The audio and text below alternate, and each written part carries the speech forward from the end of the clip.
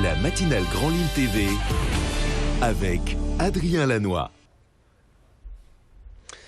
Bonjour à toutes et à tous, bienvenue sur Grand Lille TV, nous sommes le lundi 7 mars, il est tout juste 7h15. L'information à la une aujourd'hui dans cette matinale, c'est évidemment la météo, avec les deux départements du Nord et du Pas-de-Calais, tous deux placés en vigilance orange ce matin par Météo France. On attend en effet un épisode de neige et de verglas ce matin avec près de 3 à 5 cm prévus dans toute la région. Pour l'instant dans la métropole lilloise, c'est plutôt une pluie fine, un peu de neige fondue, mais quelques flocons ont déjà été constatés tôt ce matin du côté de Saint-Omer et d'Hazebrouck. Les prévisions, en effet, vous allez le voir sur le radar des pluies, il montre que cet épisode neigeux vient du nord et se décale doucement vers le sud. On attend donc quelques flocons de neige pour cette matinée. La prudence est ainsi recommandée si vous devez vous déplacer ce matin. Restez bien avec nous. L'infotrafic et la météo complète de ce lundi, c'est juste après ce journal.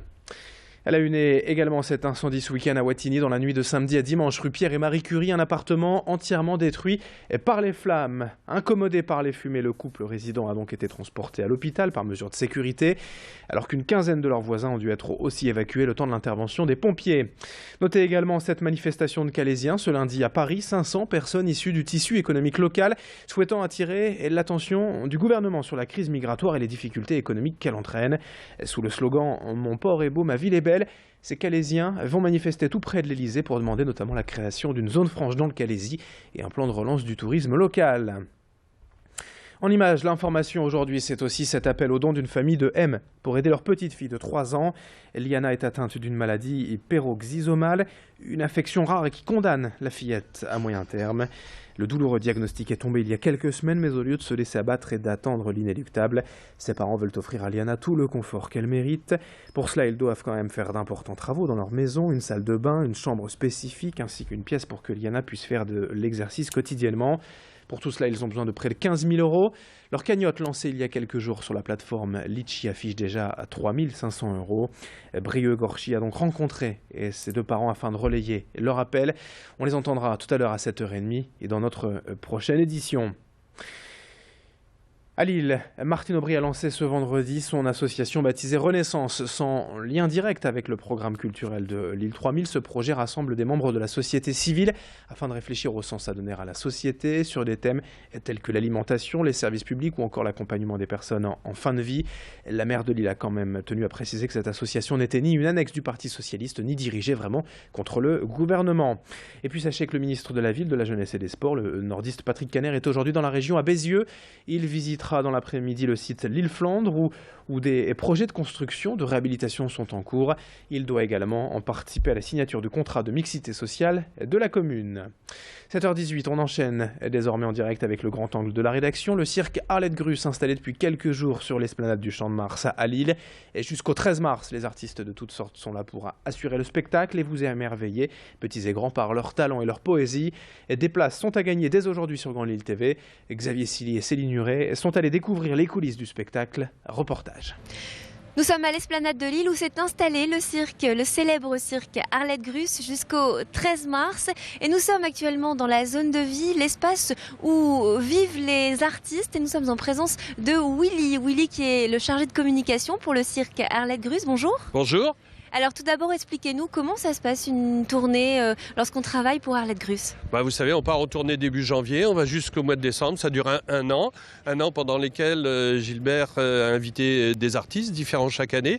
Et puis il y a à peu près 119 personnes au total, dont 70 personnels qui sont dans ce qu'on appelle des couchettes, mais qui sont un peu plus grands que des couchettes toutes simples, mais où les gens vont avoir des frigos, la télé, le chauffage, la clim. Et puis il y a des camions avec... comment on appelle ça, avec les douches, une zone aussi où vous allez laver le linge, le faire sécher, une buanderie. Enfin, tout ça est assez complet. C'est ça, alors chaque artiste ou artiste et leur famille vivent dans un espace qui leur est réservé. Alors en fonction des villes, chaque artiste vient avec ses caravanes bien évidemment. Alors tout est aligné de façon à avoir le maximum de place. Après chacun vit sa vie. C'est rythmé par les spectacles, bien sûr, mais après, chacun vit sa vie normalement. Alors, je pense que vous avez un bel espace qui est le restaurant, une zone d'échange où les artistes peuvent se retrouver. C'est un bel espace, c'est ça ? Alors c'est ça, c'est tout neuf aussi, c'est un nouveau restaurant, mais c'est un semi-remorque qui se déplie, on va aller le voir. Alors il y a à la fois certains artistes qui viennent, parce que sinon les autres dans leur grande caravane, ils peuvent faire la cuisine. C'est surtout pour l'ensemble du personnel, et là il y a 3 fois 70 repas par jour quand même. On peut aller voir ce qui se prépare ? On y va tout de suite. Alors voilà, donc là on est dans la pièce principale, c'est ça? Expliquez-nous. Alors là vous avez, on ne se croirait pas dans un semi-remorque, mais vous avez toutes les cuisines, on va passer les voir de l'autre côté, avec là où les garçons préparent, enfin nos cuistots préparent à manger. Et puis cette partie qui se déplie, c'est un peu comme si c'était un car podium, sauf que c'est entièrement fermé pour accueillir le personnel qui va venir manger d'ici 1 heure à peu près. Pour recevoir combien de personnes? Une 30aine de personnes, et ce qui fait qu'il y a 2 services. D'accord. On va aller voir les cuisines? On va aller voir ce qui se mijote. Allez. Ah. Regarde le chef s'il va bien. Voilà. Attendez. Vas-y. Alors qu'est-ce que vous nous préparez de bon ce midi?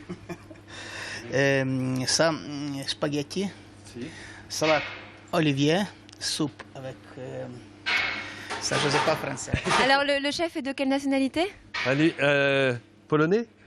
Ukrainien, polonais, voilà, il y a 11 nationalités, je vous disais. Alors, pareil, ici à la restauration aussi, vous voyez que ça se porte bien, Et la soupe, vous l'avez vu, il a parlé donc des spaghettis ce midi, des légumes, et toujours de la soupe midi et soir, c'est important. On a 11 nationalités, donc comment vous faites pour tous vous comprendre? Vous me parliez tout à l'heure que parfois vous essayez de vous faire comprendre avec les signes, c'est ça? Alors c'est beaucoup plus avec les mains pour certains, bien sûr. Puis ils connaissent, vous voyez, tous un petit mot de français pour se faire comprendre. Ou il y en a un autre qui va traduire pour l'un. Il y a un Tchèque qui parle aussi italien, ou l'italien qui va parler français, et vice versa. C'est un petit peu pareil à l'école avec les enfants, où il y a aussi plusieurs nationalités. D'accord, écoutez, on vous remercie. En tout cas, je pense que vous allez vous régaler ce midi. Nous étions donc dans les coulisses du cirque Arlette Grus qui est installé à l'Esplanade de Lille jusqu'au 13 mars prochain.